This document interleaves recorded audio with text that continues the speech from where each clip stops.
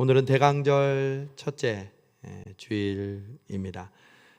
대강절이란 성탄절 전에 네 번의 주일을 통해서 예수님의 오심을 기다리며 준비하며 또 경건하게 사는 절기입니다. 그래서 교회에서는 각 대강절마다 촛불을 하나씩 켭니다. 그래서 4개의 촛불이 켜지면 그 다음에 이제 성탄절을 우리가 맞이하게 되는 거죠. 여러분, 우리가 달력에서 성탄절은 몇 월 며칠입니까? 12월 25일. 그러면 내년에 부활절은 며칠입니까? 아십니까? 모릅니까? 모르죠. 그건 봐야 알죠. 그런데 이상하지 않습니까? 부활절은 이제 달력의 음력에 따라서 이제 그 기간이 항상 날짜가 이렇게 변하는데 이 성탄절은 정해져 있어요. 고정돼 있어요. 12월 25일로. 그러면 교회는 언제부터 성탄절을 지켰던 것일까요? 초대교회에서 성탄절을 지켰을까요? 아니요. 3세기까지 300년 동안 초대교회는 성탄절을 지키지 않았습니다. 그 대신 매주마다 지켰던 절기가 있어요. 그건 부활절입니다. 안식일은 토요일이잖아요. 우리가 예배드리는 날은 소위 말하는 달력의 일요일이고요. 안식 후 첫날이 바로 주일이기 때문에 우리는 그 작은 부활절을 기억하며 매주마다 우리 일요일인 주일에 예배를 드리고 있죠. 그래서 우리가 드리는 주일 예배는 늘 작은 부활절입니다. 그만큼 부활절은 우리에게 뗄래야 뗄 수 없는 절기죠. 그러나 3세기 이후 4세기부터 주님이 이 땅에 인간의 몸을 입고 오신 성육신하신 그 주님의 탄생을 기념하기를 원했습니다. 그래서 그 날짜를 언제로 정할 것인가 교회에서 고민하다가 12월 25일이 마침 그날이 로마의 빛의 축제일이었습니다. 그 당시 여러분, 처음에 우리는 로마로부터의 핍박을 받고 있었지만 이제 500년 이상이 지나고 400년 경부터는 이제 기독교가 국교가 되어서 로마도 기독교를 장려하고 기독교화된 문화를 가지고 사람들이 살았습니다. 그래서 이 예수님의 성탄절을 로마의 축제인 12월 25일에 정하자는 논리를 주장합니다. 왜냐하면 로마의 달력에서 12월 25일은 낮이 가장 짧아지고 밤이 가장 길어지는 날이었습니다. 오늘날로 따지면 무슨 절기죠? 우리나라의 동지, 팥죽을 먹는 동지가 되겠습니다. 그래서 로마의 문화는 태양신을 섬기는 문화였거든요. 그러니까 그 태양을 숭배하는 이 로마에서 태양이 가장 짧아지는 날이 곧 태양의 생일이다. 그래서 그때를 축제일로 삼았던 것이죠. 그러니까 예수님도 빛으로 이 땅에 오셨으니까 그 빛의 생일은 바로 예수님의 생일과 같다 해서 이제 12월 25일로 정하자는 의견이 대다수였는데 그때 아니다. 그것은 이교도의 날인데 어떻게 우리가 예수님의 성탄절로 정할 수 있느냐. 예수님의 성탄은 성경에 있는 대로 동방박사가 예수님을 방문했던 그날로 정해야 된다 하면서 날을 추론해 보니 그날이 1월 6일이었습니다. 그래서 지금도 오소독스라고 하죠. 러시아를 중심으로 한 서방 종교가 아닌 동방 종교는 크리스마스가 언제? 1월 6일입니다. 그러니까 이제 예수님의 생일을 탄생을 축하하는 날짜가 다르는데 또 다른 주장이 나오기 시작하는 겁니다. 뭐냐면 예수님의 생일은 절대 12월이 될 수 없다. 1월도 될 수 없다. 왜냐하면 그때는 팔레스타인의 우기라는 거죠.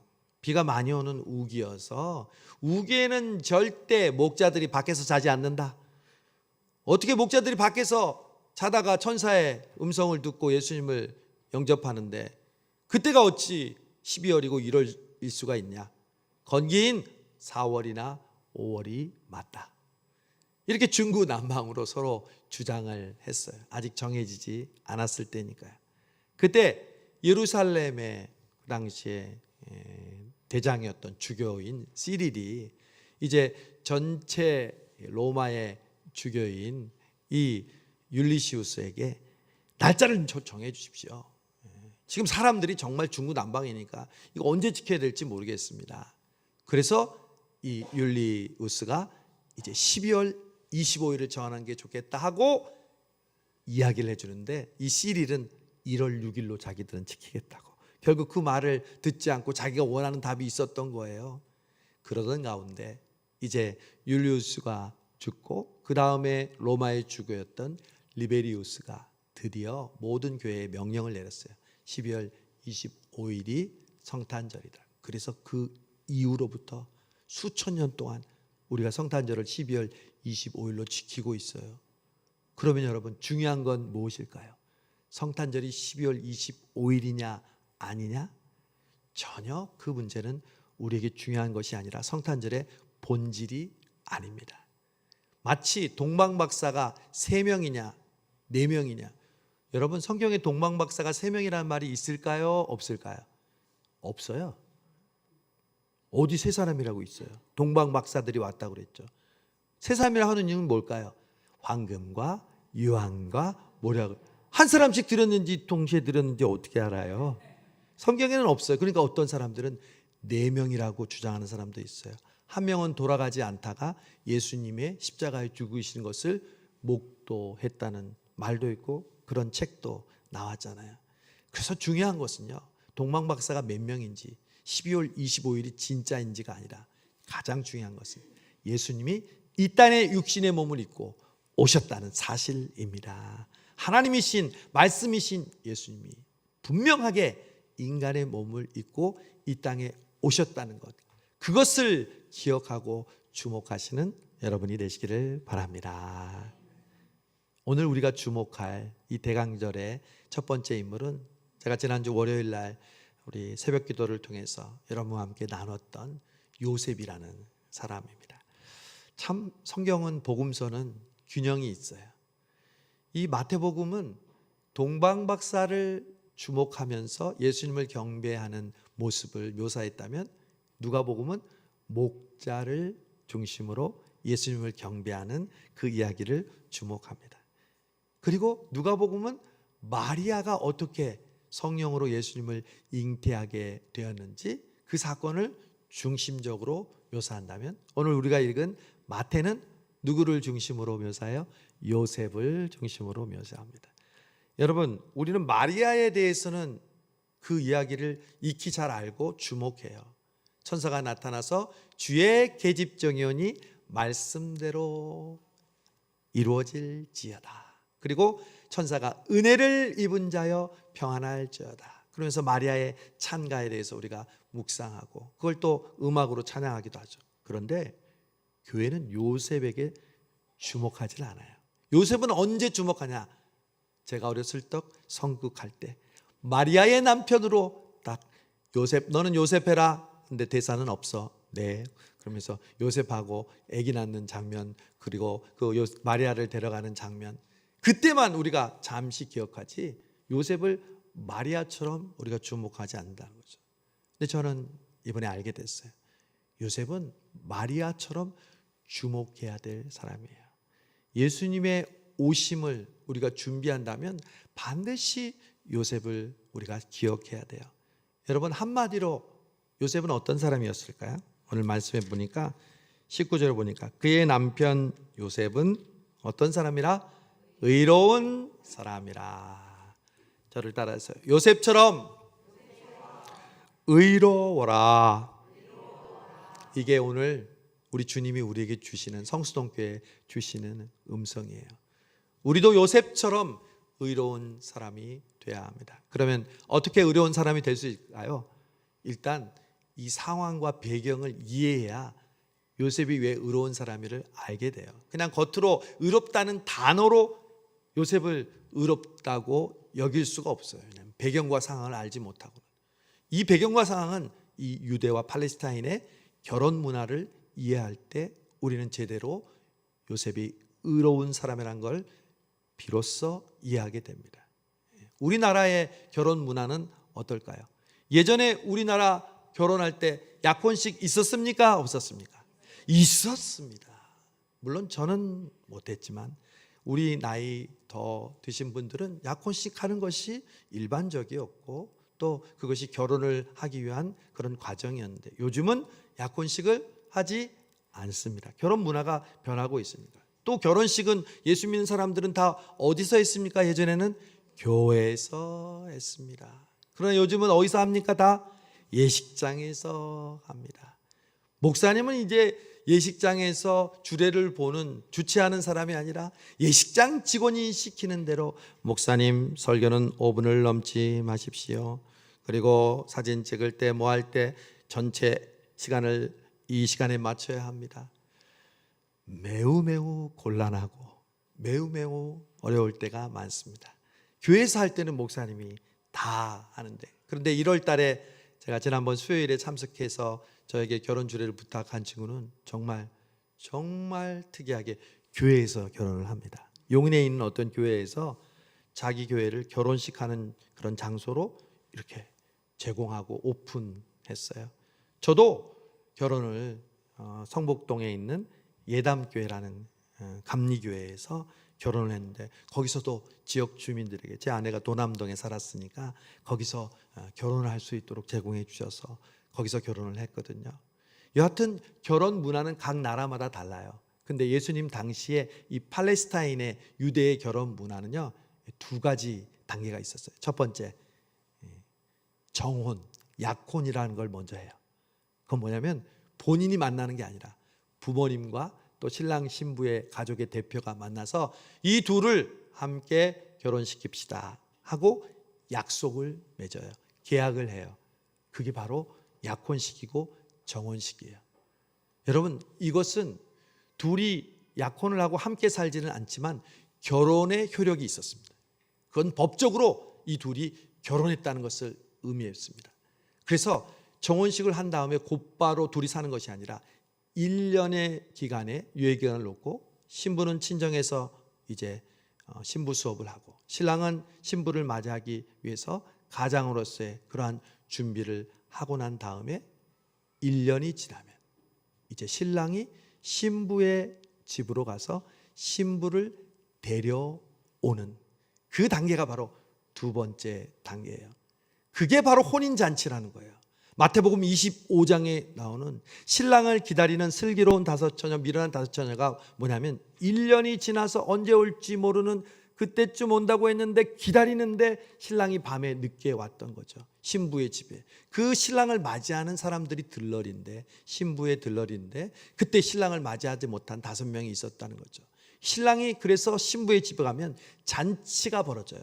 혼인잔치라고 하는 거예요. 신랑이 신부를 데려오는 게 혼인잔치예요.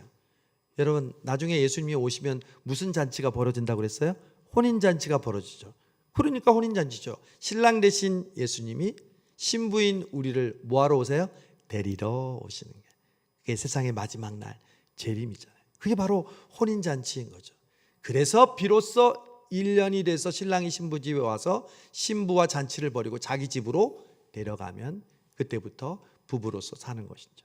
그런데 정혼과 약혼을 했는데 만약 윤리적인 성적인 그러한 이유가 없이 이 결혼을 파기한다. 그러면 양쪽 두 사람 중에 파기한 사람은요 간음죄를 범한 것과 똑같았어요. 왜?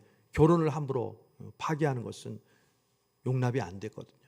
또 함께 지내지 않는 것은 동침을 하지 않는다는 것을 의미했어요.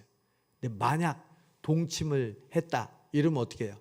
부끄럽게 잔치도 벌이지 못할 그런 상황에서 그냥 은근슬쩍 자기의 배우자를 이렇게 데려와서 사는 거죠. 그건 가문의 수치인 거죠. 제가 마리아의 이야기를 하는 네이티비티 스토리라는 영화를 봤어요. 정말 여러분 그런 영화는 이때의 정황을 좀 더 깊숙이 이해하는 데 도움이 돼요. 바로 오늘의 이 상황이었어요. 엘리사벳이라는 친척을 찾아가서 6개월 먼저 난 세례요한의 어머니였던 엘리사벳을 예루살렘에서 방문하고 자신의 고향인 이제 나사렛으로 돌아올 때 마리아의 부모와 요셉이 기다리고 있었어요. 마차를 타고 내려오는데 배가 이렇게 불러서 마리아가 내리는 거예요. 마리아의 부모님이 깜짝 놀랐어요. 요셉도 깜짝 놀랐어요. 그래서 마리아의 부모가 마리아야 어떻게 된 일이니? 이 애가 누구의 애니? 요셉의 애니? 아니라는 거예요. 그럼 누구의 애야? 성령님께서 잉태하게 하신 거예요. 그러니까 이거는 꿈에도 생각하지 못한 대답인 거예요. 부모에게도 요셉에게도. 그러니까 요셉은 갑자기 순간적으로 머리가 하얘지면서 수많은 생각이 일어나는 거예요. 그리고 마리아에게 이렇게 얘기해요. 마리아, 우리가 같은 동네에 살면서 내가 당신을 배우자로 정한 것은 당신이 신앙적이고 그리고 정숙한 여인이라는 걸 온 동네 사람이 알고 나도 알기에 당신과 정원한 곳인데 어떻게 당신이 이럴 수가 있단 말이요. 나에게 어떻게 이런 실망을 줄 수 있단 말이요. 마리아는 얘기합니다. 아니에요. 나는 다른 사람을 임신한 게 아니라 성령님이 나에게 임신하게 해주셨어요. 그 말이 요셉의 머릿속에 들어왔겠어요? 저와 여러분이 요셉이라고 생각해 보겠어요? 우리 2부 예배 때 우리 이번에 등록한 우리 최동규 형제가 지난 봄에 결혼했다고 그러더라고요. 제가 그래서 2부 예배 때 그랬어요. 동규 형제가 이제 결혼하기로 날짜도 잡고 뭐 신혼여행 다 잡았는데 동규 형제가 예를 들어서 자기도 생각지 않은 그 임신을 하고 배우자가 나타났다면 어떻게 하겠냐고. 그게 바로 요셉이라고. 여러분, 요셉은 이 상황 속에서 자기가 내릴 수 있는 결단은 두 가지였어요. 첫 번째, 이 사실을 솔직하게 모든 사람에게 알리는 것. 그래서 나는 마리아와 함께 자지 않았는데 마리아가 임신했습니다. 여러분, 이 이야기를 공포하는 순간 어떤 일이 일어날까요? 공포하는 순간 마리아는 돌에 맞아 죽습니다. 그게 율법이었거든요. 간음하는 자를 여러분 요한복음에 보면은 5장에 보면은 돌로 쳐 죽이려고 하는 장면, 예수님이 죄 없는 자가 돌로 쳐라. 그 장면하고 똑같은 장면이거든요. 그래서 요셉은 과연 이 사실을 공포할까? 아니면 아까 얘기한 대로 그냥 마리아를 슬쩍 데려오는 거예요. 그러면 데려오면 그 모든 잘못을 누가 뒤집었어요? 자기가 뒤집어 쓰는 거죠. 자기 가문의 수치가 되는 거죠. 그러니까 이러지도 못하고 저러지도 못하는 가운데 요셉은 어떤 사람? 의로운 사람. 요셉은 어떤 사람? 의로운 사람. 마리아의 잘못을 어떻게 해요? 가만히 끊고자 하여. 여기서 우리는 의로운 사람의 정의를 발견합니다. 여러분, 우리가 흔히 의롭다는 사람, 저 사람은 법이 없어도 정말 올바른 사람이 할 때 그 사람의 특징이 뭔지 아세요? 그 사람은 목에 칼이 들어와도 할 말은 하는 거예요. 그리고 아닌 건 아니라고 얘기하는 거예요. 그게 우리는 소위 말하는 의로운 사람, 또 우리식으로 하면 완벽한 사람. 저와 여러분은요, 완벽주의로 똘똘 뭉쳐 있어요. 완벽주의는 뭔지 아세요? 남에게 해를 끼치지 않는 마음이에요. 자기가 맡은 것은 최선을 다해서 하는 거예요. 근데 그 완벽주의는요, 동시에 다른 사람을 비교해요. 다른 사람을 비난해요. 다른 사람의 잘못이 더 크게 보여요. 만약 요셉이 완벽주의였다면 마리아의 잘못을 그대로 만천하에 드러냈겠죠. 성경이 말하는 의로운 사람, 이 대강절에 우리가 본받아야 될 요셉은요, 가만히 끊고자, 다른 말로 하면 그 사람의 허물을 덮어주는 사람이에요. 여러분, 예수님은 우리의 죄를 지적하려고 오신 분이 아니에요. 아까 요한복음 5장에서 모든 사람이 돌로 치려고 했어요. 왜? 그 사람은 분명한 간음죄를 지었거든요. 현장에서 잡혔대요. 빼도 박도 못해요. 돌로 쳐 죽이려고 할 때 예수님을 시험하려고, 이 여자를 모세의 율법에는 돌로 쳐 죽이라고 했는데 죽일까요 말까요? 예수님 뭐라고 하셨어요? 예수님은 의로우신 분이었거든요. 죄 없는 자가 돌로 쳐라. 그 여인을 허물을 덮어주셨어요. 그리고 다시는 죄를 짓지 말아라 말씀하셨어요. 요셉은 마리아의 잘못과 마리아의 허물을 만천하에 드러날 수 있었지만 덮어주었어요. 사랑하는 여러분, 왜 우리는 예수 믿는다고 하면서 겉으로만 의롭게 살까요? 믿음으로 산다고 하면서 왜 주변에 있는 사람들을 비판과 또한 나의 기준에 이르지 못했을 때 불편해하고 그 사람을 마음으로 정죄할까요? 예수님께서 비유로 말씀하셨죠. 1만 달란트 빚진 자가 용서를 받았는데 200데나리온 빚진 자에게 다가가서 멱살을 잡고 감옥에 가두는 그런 모습이 바로 저와 여러분의 모습이 아닐까요? 그러나 요셉은 의로운 사람이었습니다. 예수님이 의로운 분으로서 이 땅에 오셔서 우리의 죄를 덮어주신 것처럼 요셉도 그 죄를 덮어주려고 했던 의로운 사람이었습니다. 두 번째 의로운 사람의 특징이 있습니다. 그런데 가만히 끊고자 해서 이제 없었던 일로 하면서 사람들에게 이제 구설수에 오르겠지만 그냥 없었던 걸로 끝내려고 했는데 없었던 걸로 끝내는 것보다 더 심각한 상황이 요셉에게 옵니다. 그것은 자기가 전혀 상상하지 못했던 일이었습니다. 갑자기 꿈에 천사가 나타납니다. 천사가 나타나서 요셉아, 내 아내 마리아를 데려오기를 두려워 말라. 두려워 말라 하니까 생각나네요. 강하고 담대하라. 두려워 말며 놀라지 말라. 여러분, 여호수아뿐만 아니라 추수감사주일 뿐만 아니라 이 대강절에도 하나님은 또 말씀하십니다. 내 아내 데려오기를 두려워하지 말라. 무엇 때문에 여러분 두려워하십니까? 무엇 때문에 걱정하십니까? 두려워 말라 주님은 말씀하십니다. 어떻게 해요? 그러면 내 아내 마리아를 데려와라. 제가요? 데려오면 그 댐탱이를 제가 다 쓰게 되는데요. 제가 잘못하지도 않았는데 사람들은 저를 비난할 텐데요. 그것도 못 참고 에이그 저런 인간이 무슨 가문의 먹칠을 하는 인간이 아들이야. 여러분, 그러나 요셉은 그 말에 토를 달지 않았어요. 요나는 토를 달았잖아요. 내가 성내는 것이 옳으냐? 옳습니다. 내가 죽어도 그것은 옳습니다. 니느웨를 절대 용서해 줄 수 없습니다. 어떻게 저 원수 이방인 이 니느웨를 저렇게 용서해 주시고 하나님이 살려주십니까? 요셉이 그렇게 말할 수 있죠. 내가 잘못하지도 않았는데 왜 마리아를 데려와야 합니까?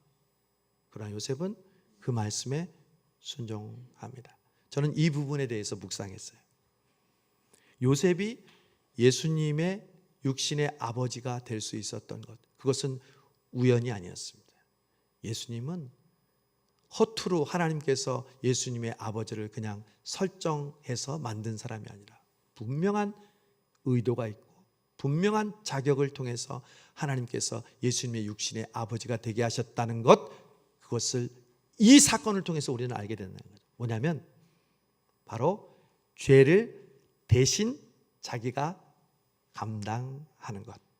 이걸 여러분 우리 성경의 용어로, 신학적인 용어로 대속이라고 합니다. 자신의 죄를 대신 속함. 여러분, 지금 드리는 예배에 아담 때부터, 아담이 죄를 지었을 때, 그 다음에 제사의 법을 주시고 예배드리게 하고 예수님이 오셔서 이제 우리에게 성령을 통하여 예배드리게 하는 이 모든 것을 통해서 공통적으로 작용하는 하나님의 역사가 있는, 그것은 바로 대속의 은혜입니다. 아담이 죄를 지었을 때 죽어야 하지만 동물의 피를 흘려서 가죽으로 가리우시고 대속하게 하셨죠. 이스라엘 백성들이 죄를 지었지만 양과 염소와 소와 대속제물을 통해서 피를 흘림으로, 죽음으로 그 죄를 대속하게 해주셔서 용서해 주셨죠. 우리도 마찬가지입니다. 이 시간 우리의 죄를 인하여 우리는 죽을 수밖에 없고 멸망할 수밖에 없지만 예수 그리스도께서 십자가에 피 흘려 죽으셔서 우리의 죄를 대속하심으로 우리가 새로운 피조물이 되고 한 주간을 살아갈 수 있는 하나님의 놀라운 은혜와 축복을 받는 줄로 믿습니다. 그 대속의 은혜를 예수님의 아버지가 그림자처럼 보여주고 있다는 것입니다. 즉 마리아가 지은 죄를 데려온다는 것은 그 죄를 대신 뒤집어 쓰는 거잖아요. 사람들에게 네가 그런 존재라는 것을 손가락질 받는 거잖아요. 여러분, 예수님도 죄 지었어요? 예수님 십자가에 달려 돌아가실 죄를 지었습니까? 그런데 우리의 죄를 위해서 대신 십자가에 죽으셨잖아요. 우리는 늘 얘기하잖아요. 예수님을 닮게 하옵소서, 주님처럼 살게 하여 주옵소서, 작은 예수가 되게 하여 주옵소서. 그 예수님은 바로 자신이 죄를 짓지 않았는데 그 죄를 대신 당하셔서 돌아가신 분이에요. 요셉은 자기가 잘못하지 않았는데 그 죄를 대신 담당해서 마리아를 데려온 거예요. 여러분, 여러분의 가까운 가족이나 주변의 친척이나 이웃이나 혹은 여러분의 삶 속에서 만나는 사람 중에 정말 용서하지 못하고 왜 저렇게 살까? 왜 저렇게 말할까? 왜 저렇게 행동할까? 혹은 여러분의 자녀들 가운데서도 아직도 신앙생활을 하지 못하는 어려움 가운데 있는 그 영혼들을 볼 때 여러분은 어떻게 대응을 하십니까? 어떻게 생각하십니까? 요셉은요, 마리아를 데려와요. 내가 대신 욕먹겠다는 거죠. 여러분, 이 성탄에는, 이 대강절에는 여러분 주변에 여러분을 힘들게 하는 사람들을 볼 때 요셉을 생각하세요. 그 사람의 잘못을 여러분이 짊어지겠다는 고백을 하세요. 저를 따라하세요. 주님, 저 때문입니다. 주님, 제 잘못입니다. 여러분 그렇게 고백해 보셨습니까? 여러분 주변의 가족과 여러분 주변에 여러분을 힘들게 하는 사람들, 아니 이 나라의 끊임없는 분쟁과 끊임없는 정쟁과 끊임없는 이 어려움들을 인한 상황들을 주님, 저 때문입니다. 주님, 제 잘못입니다.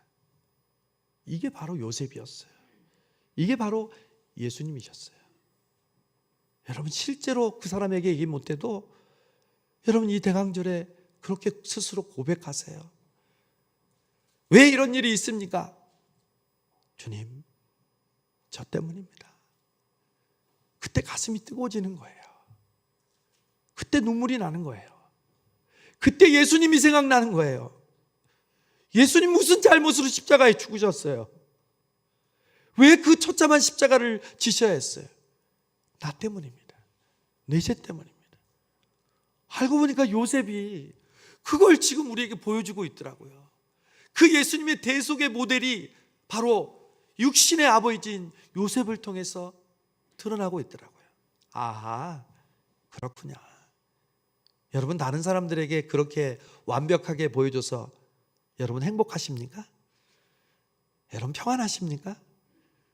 다른 사람 잘못 보여지고 내 잘못은 보이지 않고 완벽하게 사시면서 여러분은 그렇게 다른 사람을 행복하게 하십니까? 아니요. 내 잘못도요, 다른 사람의 잘못을 인정할 때 진짜 인정할 수 있는 거예요. 사랑하는 우리 부모 여러분, 우리의 자녀들의 모습을 보면서 좋은 일도 있고 그들의 정말 선하고 아름다운 모습도 있지만 내 마음을 아프게 하는 부분들이 있잖아요. 여러분 그때 고백해 보았습니까? 주님, 저 때문입니다. 자식은 다 부모를 닮거든요. 우리도 우리의 부모님이 했던 거 그대로 하는 거예요. 그래서 무뚝뚝한 거고요. 그래서 마음은 있지만 대화 못하는 거예요. 그래서 이런 말도 있더라고요.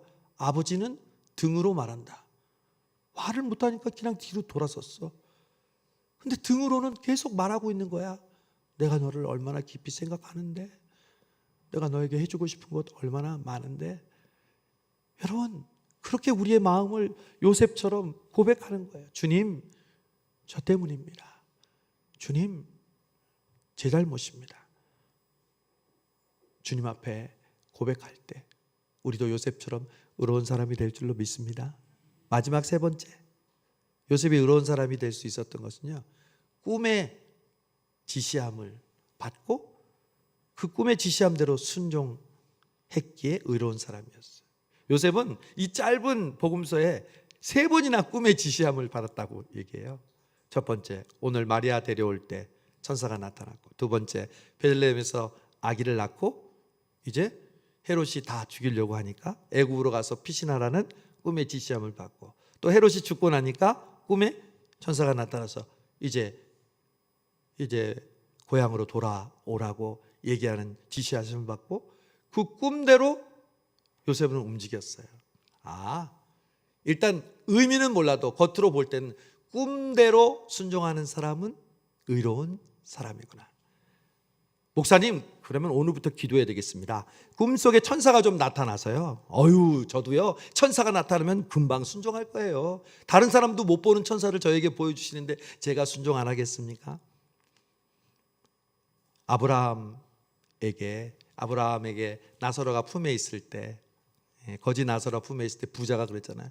제발 저 나사로를 이 땅에 보내셔서 우리 믿지 않는 동생들, 친척들 예수 믿게 해주세요. 그러면 그들이 나사로가 살아왔다 그러면 믿을 겁니다.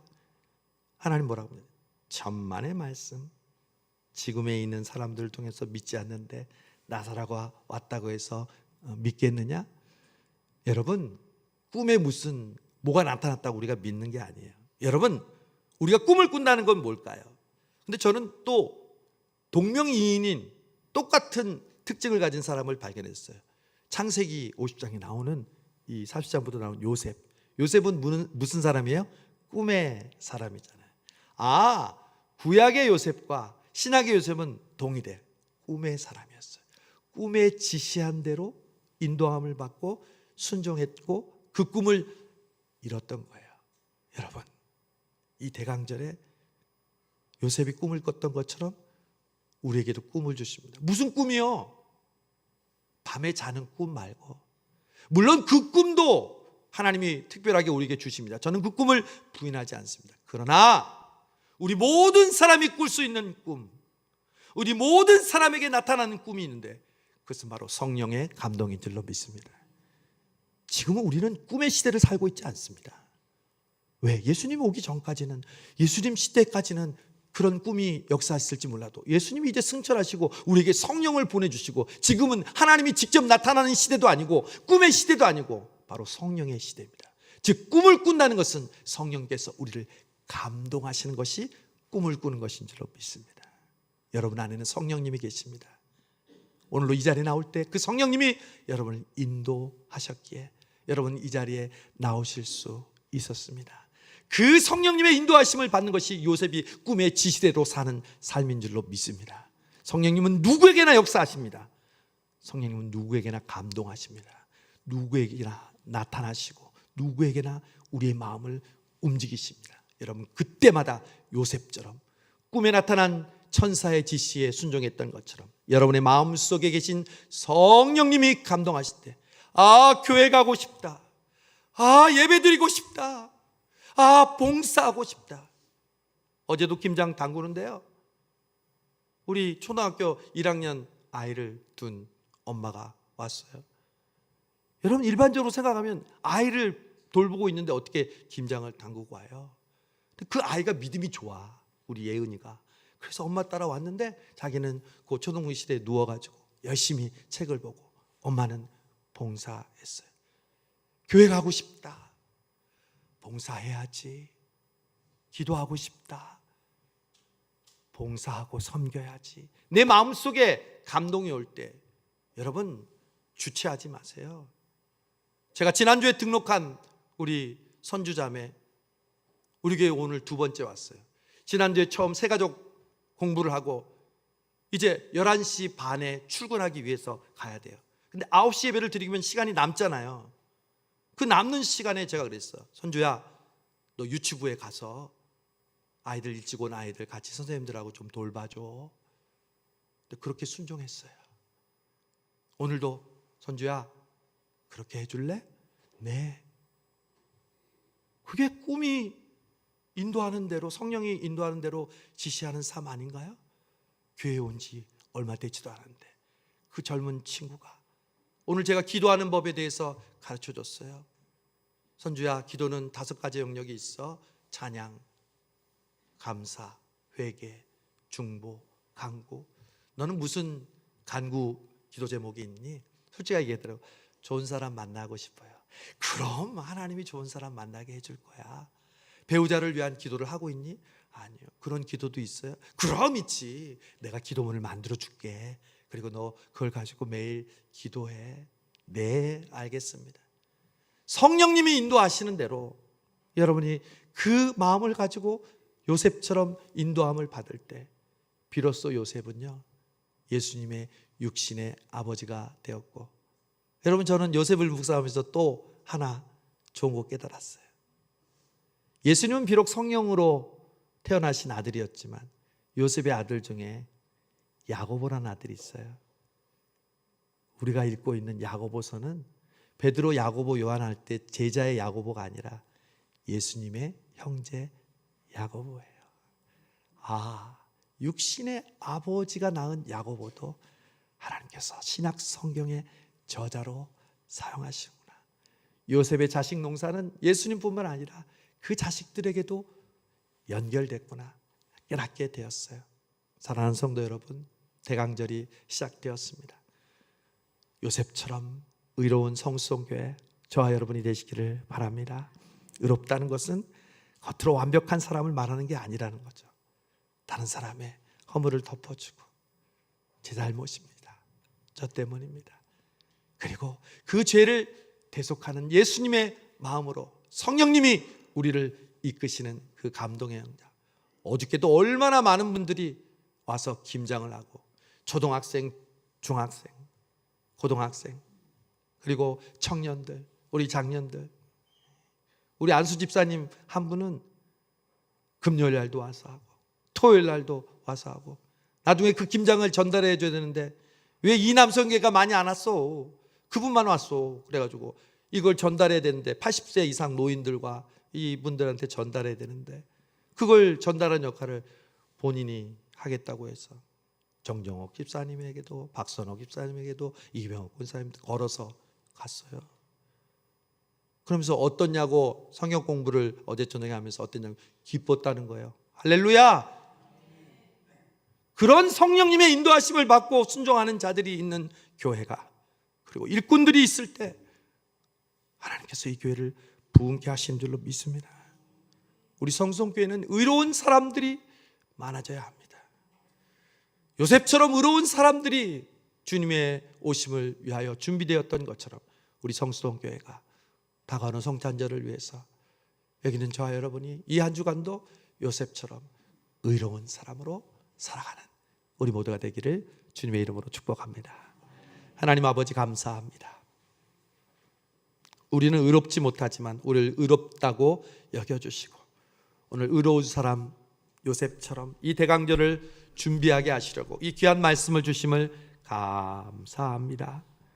화가 나고 부정적인 감정이 치밀어 오를 때 제 잘못입니다, 저 때문입니다, 눈물 흘리며 주님께 고백하게 해주시고 그럴 때 기적이 일어나게 하여 주시옵시고, 주여, 주님께서 성령으로 우리를 늘 인도해 주셔서 요셉처럼 어떤 상황 환경 속에서도 그 성령의 인도하심에 순종하며 나아가는 우리 모두가 되게 하여 주옵소서.